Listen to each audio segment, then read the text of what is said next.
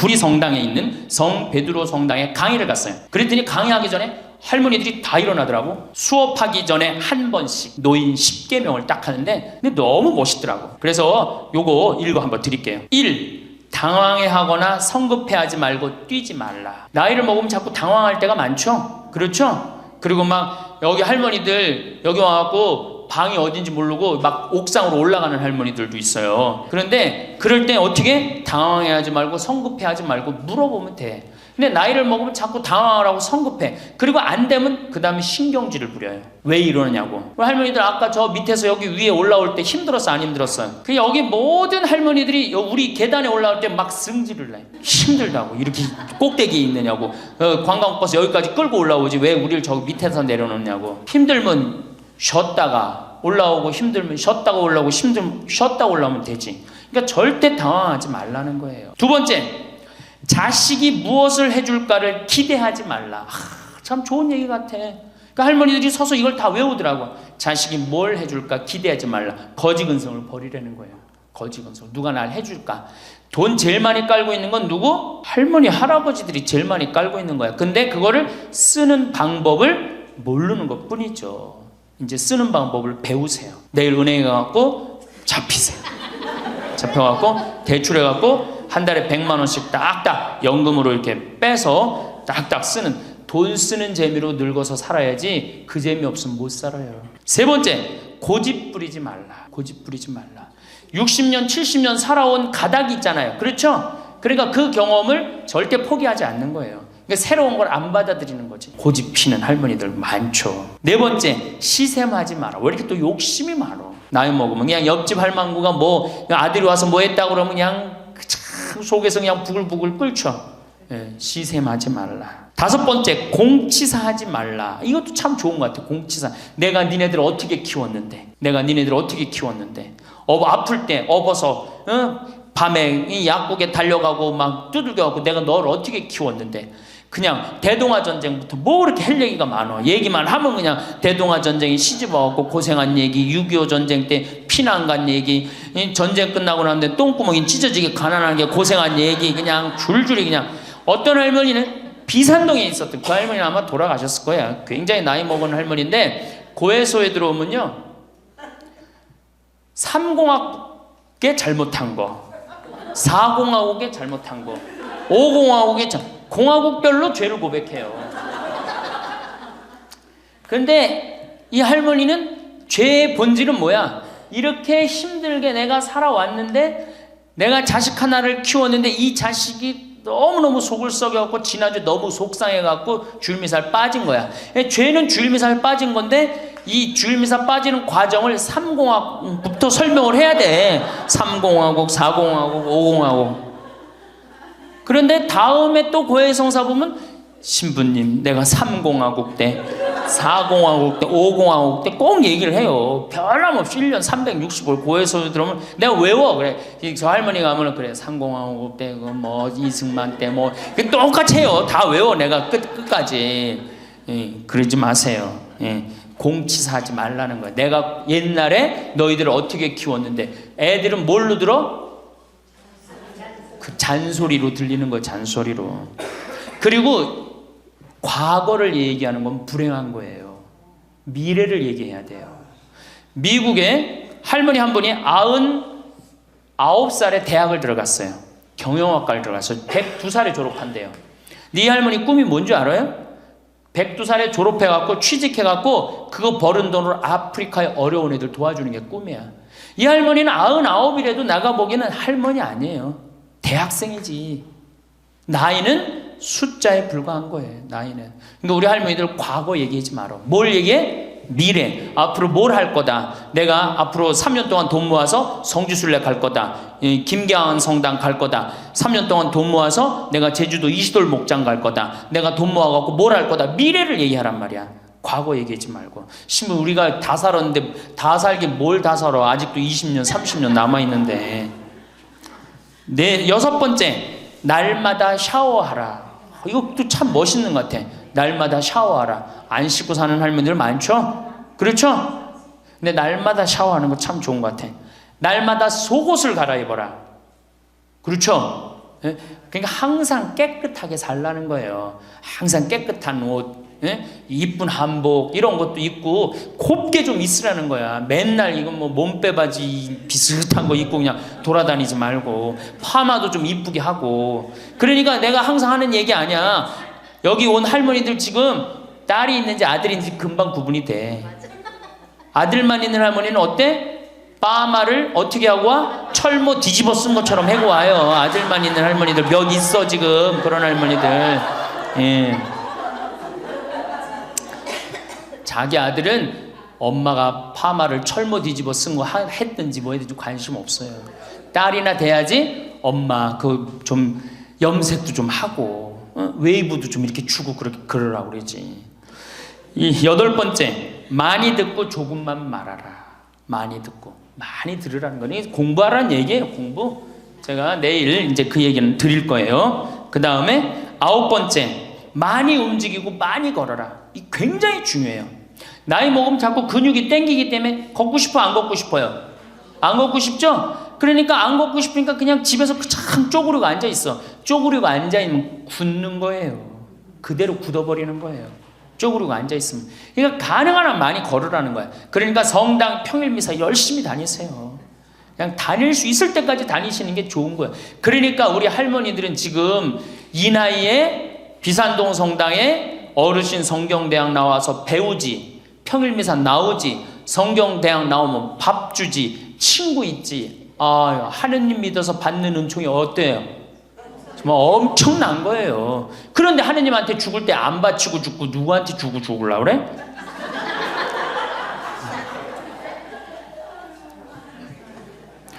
외국의 신앙이 깊은 사람들은요, 죽을 때 다 교회에 기증하고 죽어요.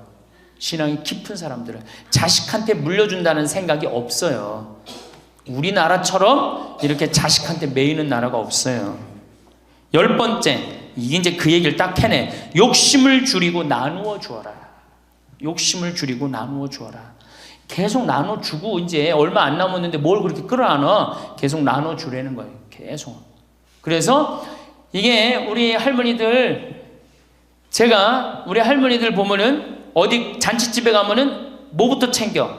음식 싸가려고 그러죠? 욕심 피는 거예요. 음식 싸가려고 그러고 하나라도 더 가져가려고 그러고. 아니 지금 가지고 있는 거 고아원에 떡 한 번 갖다 주고 무료양론에 밥 한 번 더 갖다 주는 게 지금 급선무지. 내가 싸갖고 가갖고 그거 다 상한 거 뭐 하려고 먹어. 그러니까 우리 할머니들 어르신 성경대학에 전심 줘야 안 줘요? 주죠? 1년에 보통 며칠 정도 얻어먹어요? 한 40일? 한 달에 4번 정도 먹으니까 방학 있고 그러면 한 40일 정도 얻어먹죠? 40일 얻어먹으면 양로원에, 무료 양로원에 가서 밥 한 끼 대접해야 될 거 아니야. 어르신 성경대학이 먹고 땡! 그렇지? 먹고 땡이죠? 그러니 이게 이게 하느님의 자식이 아닌 거지. 껍데기만 자식인 거죠. 이제 어떻게? 욕심을 줄이고 나누어 주어라. 난 이 구리성당 그 성베드로 대학에서 일어나고 이걸 외우는데 멋있더라고요. 그러니까 우리 할머니들도 이렇게 노년을 멋있게 사세요. 자, 이거 다 들어요. 평화방송 나중에 다 볼 거니까 걱정하지 마시고. 자, 인간은 살아있는 동안 기필코 노년기를 맞이할 수밖에 없다. 각기 연령층에 따라 특별한 은총을 갖고 있기에 늙는다는 것을 굳이 슬퍼할 이유는 없다. 늙었다는 것이 어떤 특별한 자랑이 될 것도 아니련만 고집들이 보통이 아닌 것이 오히려 서글프다. 늙어서 친구들이 더 그리우면서도 만나면 너그럽게 이해하고 보살펴 하련만 남의 탓 들춰내면서 자기 우정의 교류를 단절시키는 것이 아쉽다. 자꾸 나이를 먹으면 단절을 한단 말이야. 그러지 말라는 거예요. 마음도 넓게 가지고. 살아온 길이 각기 다르기 때문에 너와 내가 서로 다름을 깊이 인정하여야 하지만 자기만의 삶의 길이 옳은 것인 양 우쭐대는 모습이 우습다. 늙어서는 새롭게 만나게 되는 사람도 점점 적게 된다는 것을 알고 만났던 사람들에게 더욱 애정을 쏟으면서 만났던 것을 아름다움으로 간직하고 소중하게 여겨야 한다. 그러니까 우리 할머니들 비산동 성당에서 10년, 20년 같이 다 사귀어왔던 친구 아니에요? 그러니까 누구한테 더 각별해야 돼? 친구들한테 더 각별해야 된다는 거예요. 지난 세월의 삶이 소중한 것이고 거룩한 것이기 때문에 지금 흐르는 이 순간들을 정성을 들여 값지게 살아야 한다. 그러니까 지금 값지게 살아야 된다는 거예요. 값지게. 예. 또 노년에 믿지 말라 원칙이 있어요. 노년에 뭘 믿지 마라? 첫 번째로 배우자를 믿지 말래. 남편을 믿지 말라 이거예요. 재산 관리를 어떻게 해야 돼? 노년에 공동으로 해야 돼요. 한번 어떤 할아버지가 어느 대학에 재산을 100억인가 할머니하고 상의도 안 하고 기증한 적 있죠? 저는 그거 바람직하지 않다고 생각해요. 혼자 번 거 아니잖아요. 같이 버는 거 아니야, 같이. 그러니까 할머니들 지금 재산 많은 재산은 아니겠지만은 그래도 재산 읽은 거 남편 혼자 읽었어요? 아니죠? 근데 남편이 할머니하고 상의도 없이 둘째 아들 보증 딱 써주고 왔어. 근데 그게 싹 날라가 버렸어. 그러면은 남편 보면 미워요, 안 미워요? 죽을 때까지 미운 거예요. 그건 삶하고 직접 연결되기 때문에. 그러니까 배우자를 믿으면 안 돼요. 제가 본당 신부할 때 농담 반 진담 반으로 항상 그래요. 마누라를 믿지 말아라. 그럼 할아버지들 와서 신부님 그래도 우리가 어떻게 살았는데 마누라가 내 돈을 해먹을 수가 있겠어요? 그건 가봐야 하는 겁니다. 가봐야 하는 겁니다. 그런데 제가 여기 이제 본당 신부 관두고 이제 평창에 와서 농사 짓고 사는데 할아버지 한 분이 내가 세례를 준 할아버지예요. 그 할아버지가 배 만드는 회사의 공장장이셨어요. 대단한 분이죠. 정말로 멋있게 생기셔서 머리도 쫙 넘기고. 그런데 저한테 와갖고 나하고 얘기를 좀 하자고 그러더라고요. 그래서 얘기했더니 신부님이 교리하고 신부님이 강론할 때 마누라를 믿지 말고 자식을 믿지 말라고 그랬는데 제가 그 얘기 들었을 때 내가 이 가정을 위해서 평생을 노력했는데 나를 무시할 수 있을까 그런 생각을 했대요. 근데 당신이 은퇴하고 난 다음에 자식들 아파트 한 채씩 다 사주고 평생 배 만든다고 자식들은 서울에서 살지만 본인은 저 아래 가서 살았단 말이야. 너무너무 미안해갖고 이 아파트 이름도 부인 이름으로 해주고 부인한테 2억인가 3억인가 현찰로 줬대요. 그러니까 자기 가족인 걸 다 나눠준 거예요. 근데 그게 딱 나눠주고 나니까 부인이 이혼하자고 그랬대요. 이혼하자고. 정말로. 그래서 너무 놀랬대요.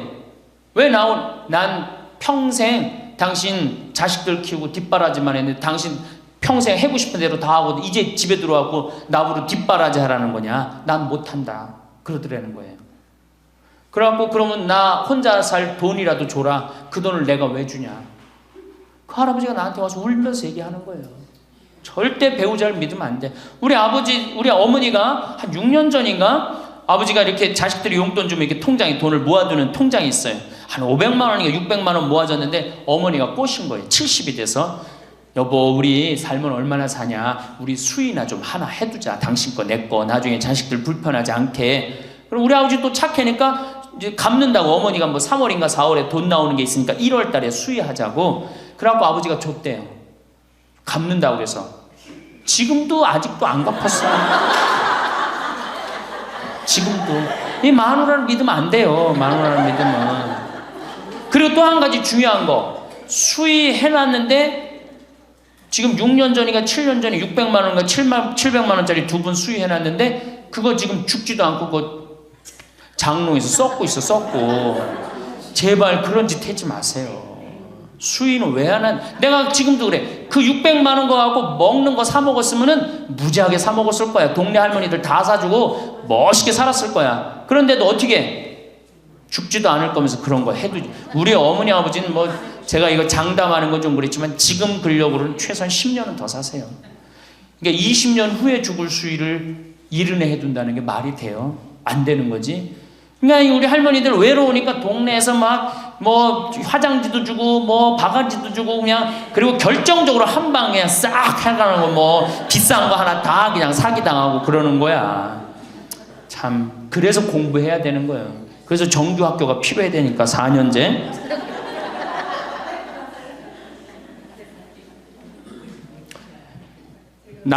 배우자를 믿지 마라. 두 번째 누구를 믿지 마라? 자식을 믿지 마라. 올해 아주 재미난 통계가 하나 나왔어요. 자식을 고생해서 이 자식을 다 키웠잖아요. 자식이 생활비로 지원받는 게 70 넘은 부모님들이 자식한테 1년 동안 생활비 지원받는 게 100만 원이야. 100만 원. 40%의 부모님들이 자식한테 1년에 100만 원 지원받아요. 100만 원 지원받으면 한 달에 얼마일까요? 7만 원도 안 돼. 8만 원, 8만 원. 대학 졸업한 자식이 지원해 주는 건 얼마일까요? 대학 졸업한 자식이 146만 원이에요. 대학 졸업한 자식이. 그러니까 대학 졸업한 자식은, 대학 안 졸업한 자식은 9만 원 정도 부모한테 대주고, 대학 졸업한 자식은 11만 원, 2만 원 정도 대주는 거예요. 대학 보내나 안 보내나 늙어서는 어떻게? 똑같아. 그러니까 내가 자식 대학 보냈다고 호강할 거다, 그런 생각하지 말라는 거예요. 자식들이 투자는 저희에게 맡기시고 당신은 인생에 투자하십시오. 딱 쪽박 차기 쉬운 얘기예요. 지금 시대가 어떤 시대인데. 그래서 노년은 투자하는 시기가 아니라 뭐 하는 시기야? 관리하는 시기예요. 투자하는 시기가 아니라 관리하는 시기야. 노년은. 그러니까 우리 할머니들은 내가 가지고 있는 걸 얼마나 관리하느냐에 따라서 삶이 결정돼요. 그리고 이 투자라는 거 재미난 얘기 하나 해줄게요. 또 자, 미국이 인베스트 뱅크라고 그래요. IB 은행이라고 그래요. 투자 은행이라고 그래요. 미국 놈들이 우리나라 IMF 터졌을 때 자기네들 은행에서 투자 막 해갖고 우리나라 거 다 싼 값으로 다 사갔죠? 그 놈들 지금 어떻게 됐어요? 지금 미국이 어떤 꼴 나요? 10년 전 우리나라 꼴 똑같이 나갖고 나라 도산하게 생겼어요. 미국이. 투자라는 건 위험한 거예요. 투자라는 건. 이게 자본주의가 결코 좋은 게 아니에요. 자본주의가. 이 도둑놈들이지. 돈 모아갖고 가난한 거 뺏어갖고 열심히 일궈놓은 거 다 뺏어가고, 이게 현대 자본주의야. 좀 어려운 얘기하면 신자유주의라는 거야. 이건 뭐 알 필요도 없지만 하여튼 굉장히 나쁜 거예요. 미국 놈들이 주장했던 거고. 누가 반대한 거야? 요한 바오로 2세 교황님이 철저하게 반대하고, 지금 베네딕토 16세 교황님도 철저하게 반대한 게 바로 신자유주의예요. 신자유주의라는 게 뭐냐? 미국에 돈 많은 놈들이 우리나라 회사 살 수 있는 거. 그게 신자유주의예요. 그러니까 이 벽을 없앤 거예요. 나라의 벽을 없애갖고. 그런데 그 놈들이, 투자한 놈들이 지금 어떻게 됐어? 쫄딱 망하게 생긴 거예요. 그러니까 지금은 어디든 내가 가지고 있는 걸 잘 관리하는 게 훨씬 중요한 거예요. 우리 할머니들 지금 뭐 어디 땅 사갖고 땅값 뛰면 뭐 하려고. 내가 아파트 지금, 내가 어떤 할머니를 보니까 83살인데 판교에 청약을 했어. 판교에 청약을. 그럼 83살 먹은 할머니가 판교에 청약한 이유는 오로지 뭐 하나야? 자식한테 물려주려고 그러는 거. 왜? 10년, 뭐 지금은 또 제도가 바뀐다고 그러지만 10년 동안 그 판매를 못하게 돼 있어요. 아파트를 한번 사도. 안타까운 거죠. 그거 할 돈 있으면 10년 동안 할머니 시큰 쓰다 죽어야 되는데, 죽으면서까지 누구 생각하는 거? 우리는 자식들 생각하는 거야. 참 제발 그러지 마세요. 다 쓰다가 남으면 누구한테 갖다 줘? 한시모님한테 갖다 줘. 한시모님한테 갖다 주기 싫으면 나한테 갖고 오든지, 아니면 나한테 갖고 오기 싫으면 어디에 갖다 줘? 복지시설에 갖다 주고 돌아가세요. 자식한테 주지 말고. 자, 이제 노인 학대를 아까 못하던 얘기 좀 하겠습니다. 노인 학대를 보면 정서적으로 41%가 정서적으로 노인을 무시하는 거예요. 늙었다고, 모른다고, 무식하다고. 엄마가 뭘 알아. 가만히 아무것도 하지 말고 가만히 있어. 근데 또 이 늙으면 아무것도 하지 말라고 가만히 있으라고 그러면 더 해요.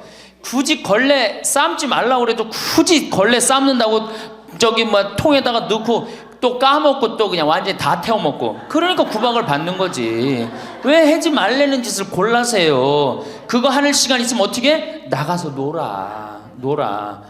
밥 한다고 그냥 또 쌀 씻어 얹어갖고 다 태우고 그러지 마시고. 자, 그 다음에 학대가 41%, 방임이 24%예요. 방임. 밥을 먹거나 말거나 방 청소를 해주지도 않고. 제가 봉송체 나가보면 당뇨병 걸린 할머니들 옷을 얼마나 갈아 안 입혔는지 냄새가요, 표현할 수 없는 냄새가 나요. 당뇨병 걸린 할머니들, 이 풍 걸려갖고 이렇게 누워있는 할머니들 집에 가보면은요, 냄새가 아주 묘한 냄새가 나요. 오줌 냄새, 똥 냄새, 군 냄새 막. 그래갖고 그냥 또 봉송체를 가보면은 다 자식 며느리 다 돈 벌러 가고 다 학교 가고 할머니만 혼자 있는 경우도 많아요. 그러니까 그냥 거기서 그냥 이불 속에서 그냥 있는 거예요. 참 그런 거 보면 참 마음이 안타깝죠. 이게 뭐 80, 90된 어머니한테 용돈 드린다는 것은 말할 것도 없어요. 말할 것도 없어요. 전 가끔 이 술이 들어오면은 아버지한테 드려요. 그럼 아버지가 양로원에 노인정에 가고 친구들이랑 먹고 아주 근사하게 고기도 제가 사다 드려요. 고기도 노인정에 친구들이랑 구워 먹으라고. 사실은 제가 아주 강조하는 거지만 여러분들은 자식들보다 누가 더 중요해요? 친구가 훨씬 중요해요. 전신 같이 먹어주고 화투 같이 쳐주고 같이 한탄 신세, 자기 신세 한탄 같이 들어주는 거 누구밖에 없어? 친구가 더 중요한 거야. 그러니까 손자들 용돈 줄 생각하고 그냥 꼬깃꼬깃 모아두지 말고 그 돈 꺼내갖고 어떻게 친구랑 같이 칼국수 사 먹고 냉면 사 먹으란 말이에요. 제일 중요한 거예요. 이 노년의 유대라는 거는 노년의 유대 관계. 내가 집에서 돈 쓰기 싫어갖고 사실 돈 쓰기 싫어갖고 안 나가는 할머니들도 많아요. 돈 아까워서. 그래갖고 그냥 집안에 가만히 있잖아요.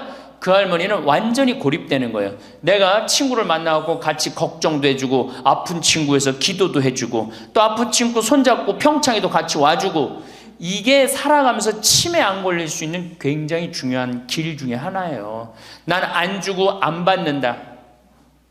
난 늙었으니까 안 주고 안 받는다. 그런 생각 하지 마시라는 얘기입니다. 세 번째는 이 할머니들이 어떻게 구박을 받냐? 구타야, 구타. 구타가 20%예요, 20%. 때리는 거예요, 때리는 거. 늙은 엄마, 늙은 아버지 때리는 거 말 안 들으면은 정말로 때리는 경우 참 많아요. 정말 기가 막힌 일이 지금 벌어지고 있는 거예요. 근데 이 기가 막힌 일이 왜 벌어져? 이유는 딱 한 가지야. 안 죽어서 벌어지는 거, 안 죽어서. 이게 70도 살고 80도 살고 90도 사니 이게 자식들이 지치는 거예요. 그러니까 자식들이 나를 좀 무시해도 섭섭해할 게 없어요. 이제 이렇게 이 보너스 인생 요거는 누가 책임져야 돼? 내가 책임져야 돼요. 내가 똑똑해져야 된다는 얘기야. 그래서 정규 학교를 만들어야 돼요. 60 넘어갖고 64살까지 학교 다니게 해갖고 이거 졸업한 사람만 100살까지 살게 해줘야 돼. 이거 졸업 안 하면은 뭐 어디로 보내든지 해야지. 이게 그냥 바보같이 살면서 자식들도 원수되고 본인들도 고통스럽고 그냥 마지막 인생을 그렇게 미움, 원망, 저주 속에서 살다가 죽으면 천당 갈 것 같아, 못 갈 것 같아요? 행복한 상태에서 죽어야지 천당 가요. 요한 바오로 2세 교황님 난 천당 100번 가고도 남은 분이라고 생각해. 왜? 죽으면서 뭐라고 그랬어요? 나는 행복했다. 니네들도 행복해라. 그러고 가셨잖아. 그러니 천당 가시죠. 정말로 이 세상에서 하느님 나라같이 산 분이 천당 가는 거예요. 그러니까 우리 할머니들 지금 중요한 건 웰빙 그러는데 누구 웰빙이 제일 중요해? 할머니 할아버지들 웰빙이 제일 중요한 거야. 나머지 20%는 어떻게 하느냐? 네 번째 노인 구박은 늙은 부부가 서로 구박하는 거야. 늙은 부부가 서로 죽으라고, 나가 죽으라고, 너 그러려면 나가 죽으라고. 늙은 부부가 처음 시집 올 때 다소 곧했던 마누라가 나이를 먹을수록 거칠어지죠. 그렇죠? 얌전해지긴 뭐가 얌전해? 지금 우리 할머니들 할아버지들한테 얌전해 안 얌전해요? 막 소리 질러 그러잖아요. 오히려 누가 얌전해? 할아버지들이 얌전해져. 늙으면 이상하게. 그러니까 할아버지들이 여성스럽고 할머니들이 남성스러워져요. 그냥 어떤 할아버지가 이제 나이를 먹으면 먹을수록 이 기가 죽어갖고 할머니가 말을 안 듣는 거야. 저녁을 먹으려고 그러는데 안방에서 마누라 오늘 저녁 뭐 했어? 국은 뭐 끓였어? 아니 근데 아무 대답이 없는 거. 부엌에서 딸그락 소리는 들리는데. 그래갖고 이제 안 그래도 이제 할머니가 자기를 무시하는 것 같다고 막 화가 나는데 대답을 안 하니까 날 진짜 무시하는 것 같잖아. 그래갖고 이제 거실에 나가고 또 얘기했어요. 마누라 오늘 저녁 뭐 했냐니까 국 뭐 끓였어? 그런데도 딸그락 소리는 들리는데 아무 대답이 없는 거예요. 그래갖고 이제 너무 열받아갖고 부엌에 가갖고 이제 소리를 지르는 거예요. 아니 오늘 저녁 뭐 했는데 왜 무시 안 하냐고?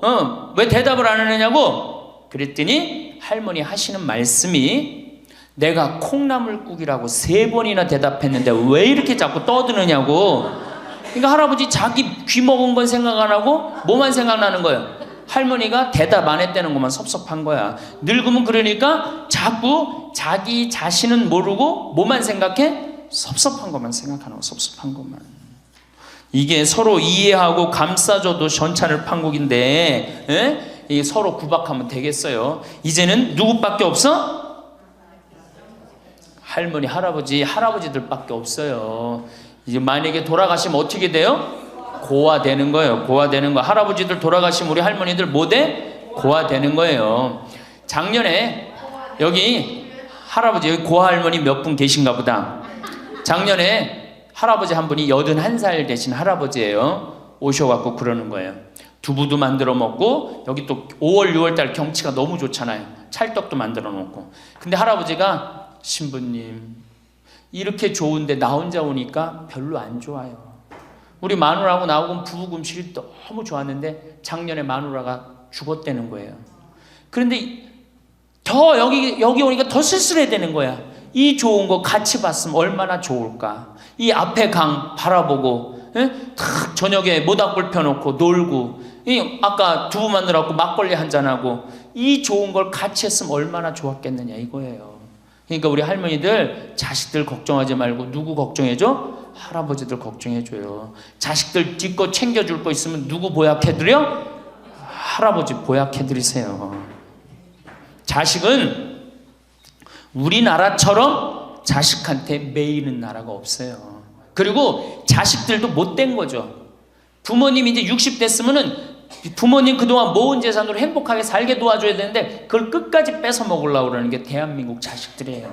나쁜 자식들이에요, 제가 보기에는. 자, 그래서 이제 이 3번째 시간, 이제 진짜 노년의 3번째 중요한 거, 재산 관리에 대해서 지금부터 말씀을 드릴게요. 재산 관리. 노년의 재산 관리 첫 번째, 닭으로 잡아먹지 말고 달걀로 살아라. 닭으로 잡아먹지 말고 뭘로 살아라? 달걀로 살아라. 우리 할머니들 닭 몇 년 살아요? 닭. 예. 닭이 뭐 1년, 2년 산다고 그러는데 닭이 27년 살아요. 닭이 27년 살아요. 안 잡아먹으면 안 죽어요. 우리가 잡아먹어서 빨리 죽는 거지 안 잡아먹으면 안 죽어요. 그럼 내가 키운 닭이 지금 7년 키운 닭이 있는데 300알 정도 나요. 300알 정도. 아주 더울 때, 아주 추울 때 빼고는 다 나요. 그러면 우리 할머니들 닭 잡아먹으면 어때 그날? 어때 그날? 좋잖아요. 닭다리도 뜯어먹고 국물도 먹고 그 배 갈라갖고 찹쌀도 넣고 그냥 거기서 찹쌀도 먹고. 다음날 있어요 없어요? 아무것도 없죠? 달걀은 계란 후라이도 해먹고 계란찜도 해먹고 달걀찜도 해먹고, 그 다음에 생달걀 먹기도 하고, 그 다음 뿅아리도 까고. 굉장히 좋죠? 근데 늙어서 대부분이 뭘로 잡아먹어요? 재산을? 닭으로 잡아먹는 거예요.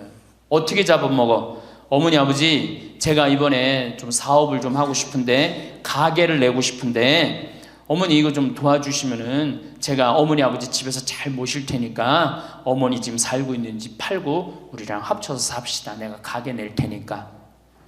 할머니들이 내가 살면 얼마나 사나, 자식이 사업하겠다는데 내가 무슨 영화를 볼래나, 살면은 얼마나 사나, 몇 년 더 살아? 30년 더 살아요. 70부터 30년이 소중한데 이걸 다 까먹고 자식 해줘야 되겠다.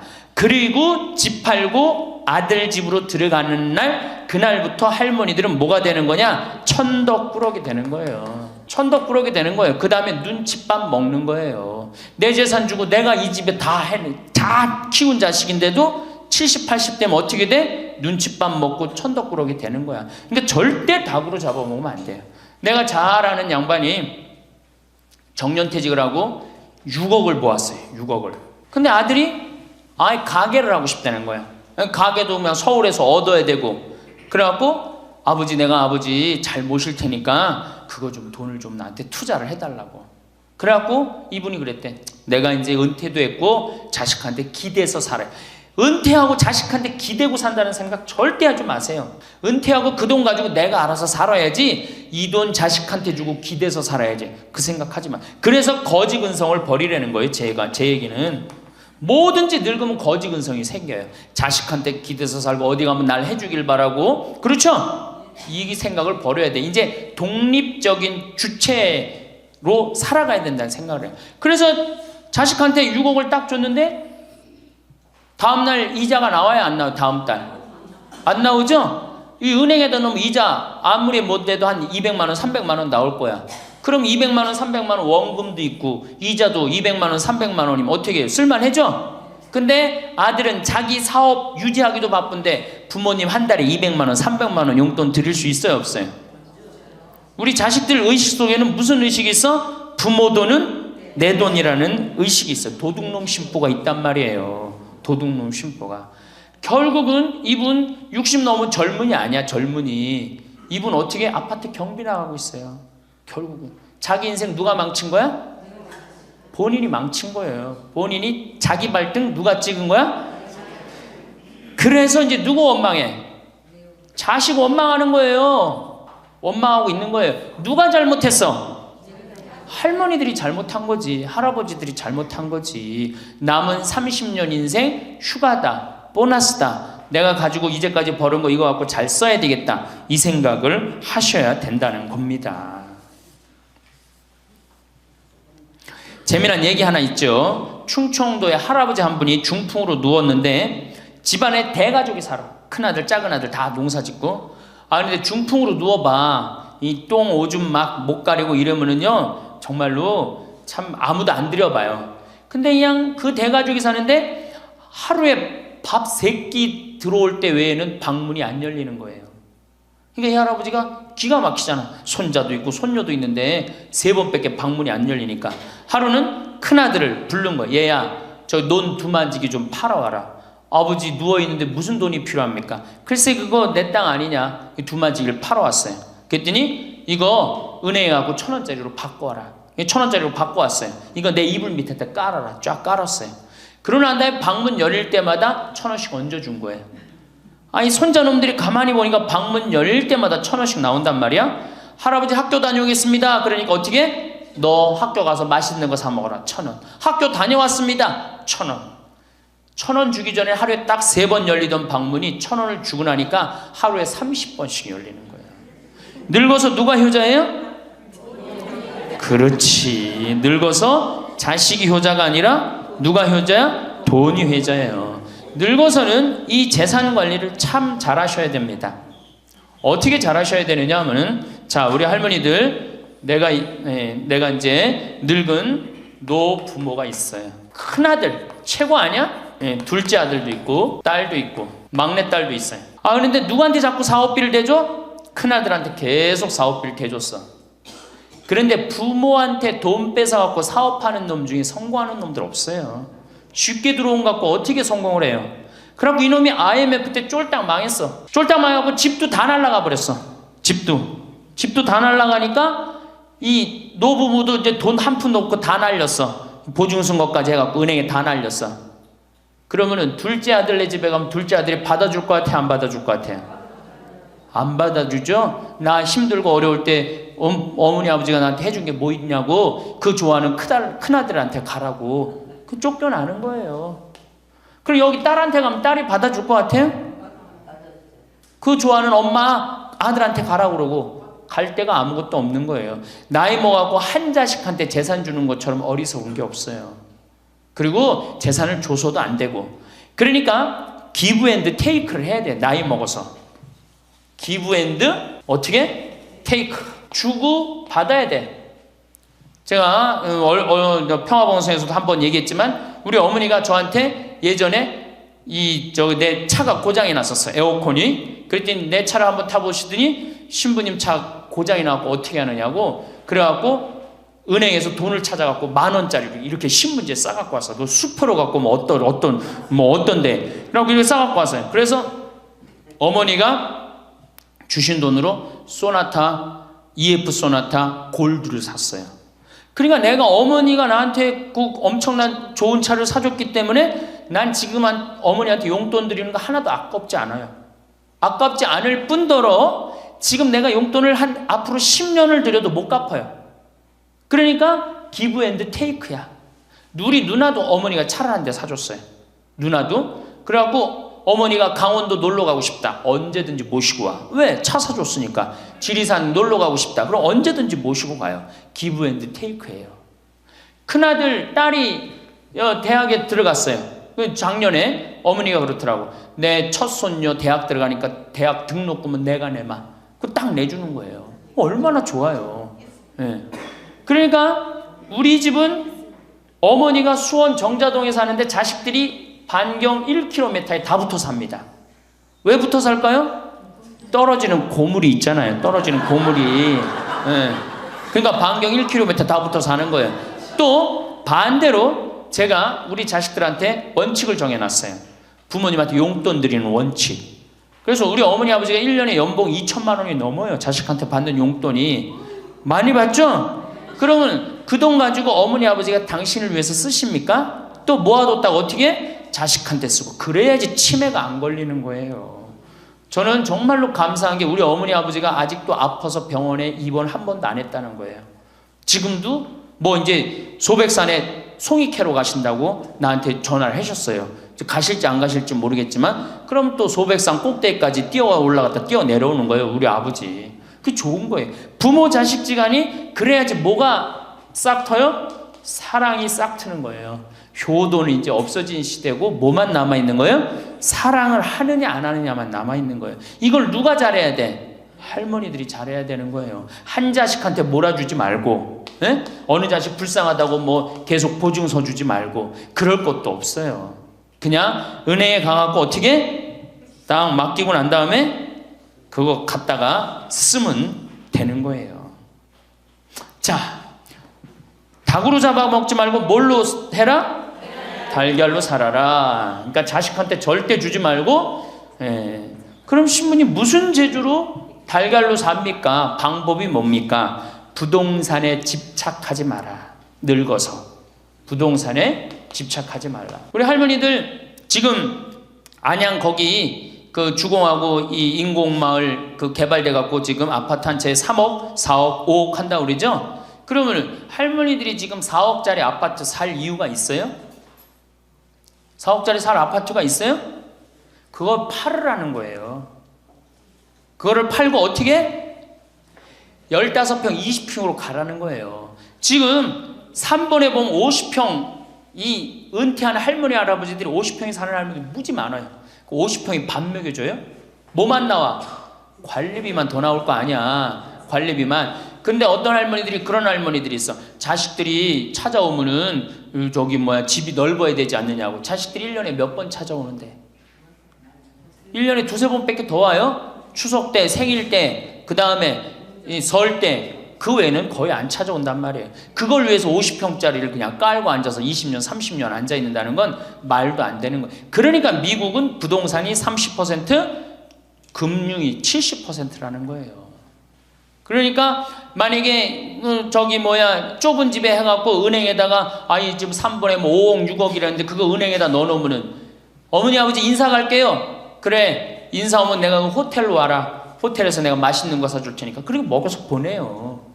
그럼 뭘 집에서 그걸 기다리고 있어요. 그래서 부동산 지금 영모기지론이라는 거 아시죠? 자, 지금 4억짜리 아파트를 팔았어.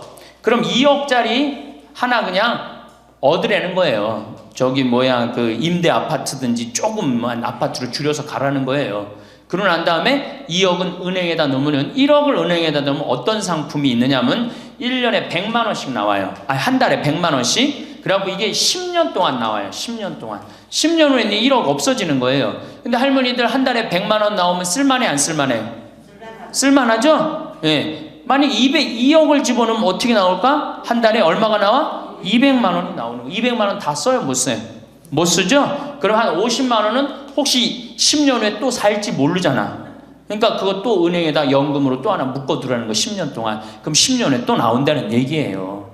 그렇게 해갖고 내가 이제 70에 집을 정리해서 80이 됐는데 안 주고 그럼 90까지 나온단 말이에요. 이렇게 한 달에 150만 원 가지고 냉면 먹고 싶으면 냉면 먹으러 가고, 그 다음에 내가 다음 시간에 내일 얘기하겠지만은 수영장 다니고 헬스장 다니고 춤 배우러 다니고 경복궁 가고 창덕궁 가고 평창 놀러 오고, 이렇게 살면은요 절대, 제가 성공적인 노화라고 미국에서 20년 동안 연구한 책 한 권을 다 읽었어요. 그랬더니 그렇게 사는 할머니 할아버지들은 중간에 쓰러지는 법이 없다는 거예요. 96%가 건강하게 살다가 죽을 때 많이 고생해야 한 달, 두 달이라는 거예요. 그러니까 어떻게 죽을 수가 있는 거야? 꼴까닥 죽을 수가 있는 거야. 돈을 쓰다 죽어야지 꼴까닥 죽는 거지, 안 쓰고 가만히 있으면 바로 병든다는 거예요. 바로 병든다는 거예요.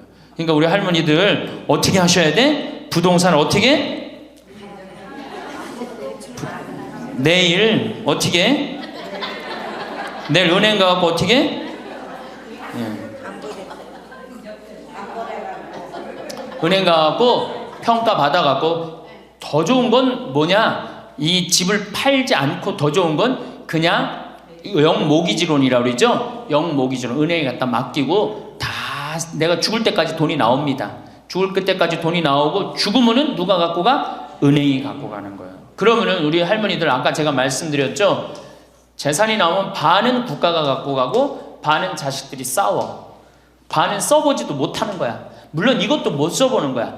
근데 내가 이걸 전부 다 은행에다 맡겨갖고 요 자식 용돈 주고 싶으면, 아까 기브앤테이크 말씀드렸죠? 용돈 주고 싶으면 용돈 주고, 먹고 싶으면 다 내가 쓰다가 나라 경제도 돌아가잖아. 500만 명이 이렇게 쓴다고 생각해봐. 경제 돌아갈 것 같아? 안 돌아갈 것 같아요?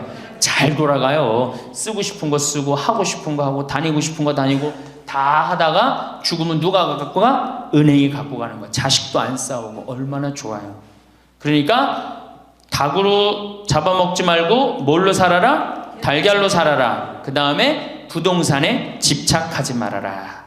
제가 2번 강의를 했더니 할머니 한 분이 저한테 기가 막힌 시를 하나 저한테 주셨어요. 그래서 이거 읽으면서 시작하면 좋을 것 같아요. 제목은 허무입니다. 허무.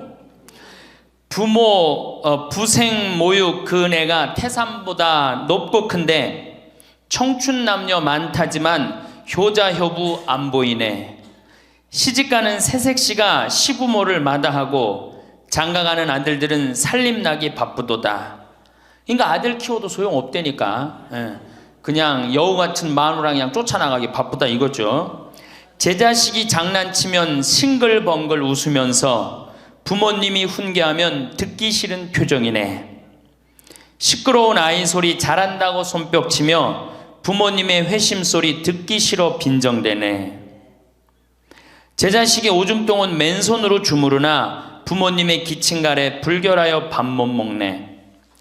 과자 봉지 들고 와서 아이 손에 쥐어주고 부모 위에 고기 한 근 사올 줄을 모르도다.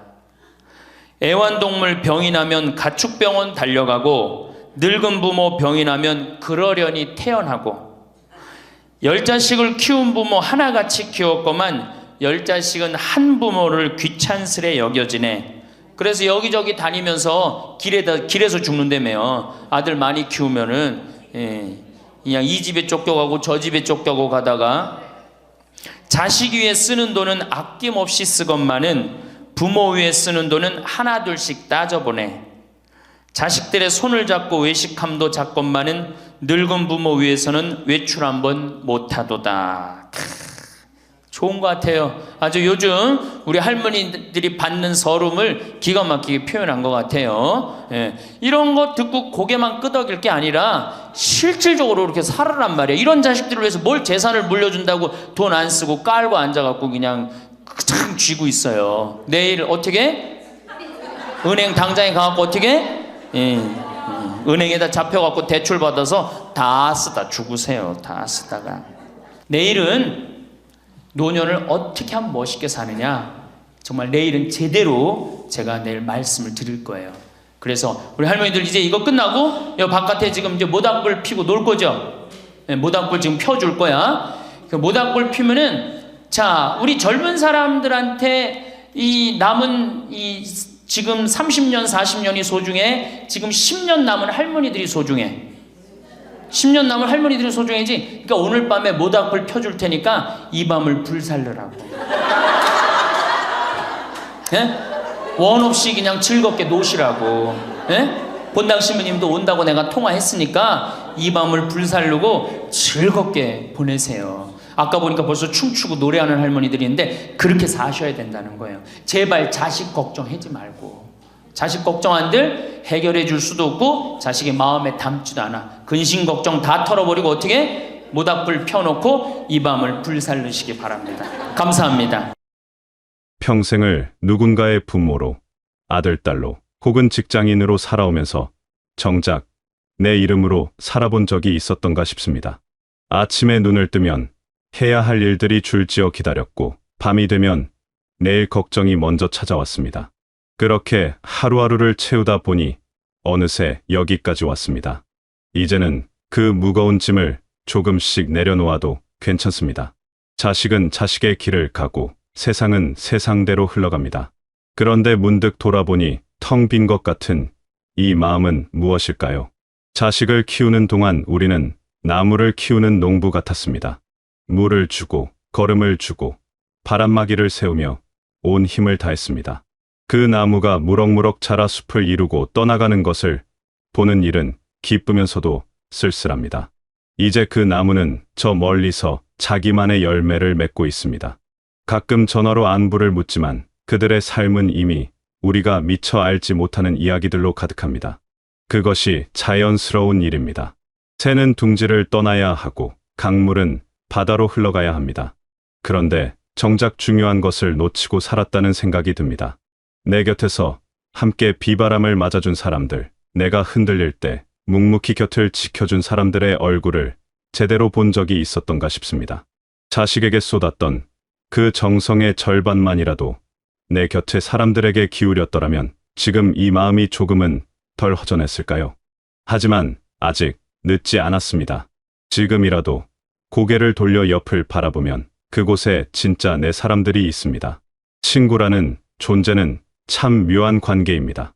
가족처럼 끈끈하지도 않고 남처럼 멀지도 않은 그 중간 어디쯤에 있습니다. 그런데 이상하게도 친구에게는 가족에게도 하지 못할 이야기를 털어놓게 됩니다. 자식에게 아픈 곳을 말하면 걱정부터 하거나 병원에 가보라는 충고가 돌아옵니다. 물론 그것도 사랑의 표현이지만 때로는 그저 들어주기만 하는 사람이 필요합니다. 친구는 그런 사람입니다. 내가 허리가 아프다고 하면 자기도 그렇다며 고개를 끄덕이고 잠이 잘 안 온다고 하면 자기도 새벽에 눈이 떠진다며 공감해 줍니다. 친구는 같은 시대를 함께 건너온 동지입니다. 같은 하늘 아래서 비슷한 일들을 겪으며 살아왔기에 굳이 긴 설명이 필요 없습니다. 눈빛만 봐도 무슨 이야기를 하고 싶은지 알 수 있고 한숨 한 번으로도 마음이 통합니다. 이것은 가족에게서도 얻기 힘든 위안입니다. 가족은 나를 너무 잘 알기에 때로는 판단하고 평가하지만 친구는 그저 내 편입니다. 옳고 그름을 따지기보다는 내 마음을 먼저 헤아려 줍니다. 무엇보다 친구는 고립을 막아주는 든든한 울타리입니다. 집에 혼자 있으면 생각이 자꾸 어두운 곳으로 흘러갑니다. 건강 걱정, 돈 걱정, 앞으로의 일들이 끝없이 머릿속을 맴돕니다.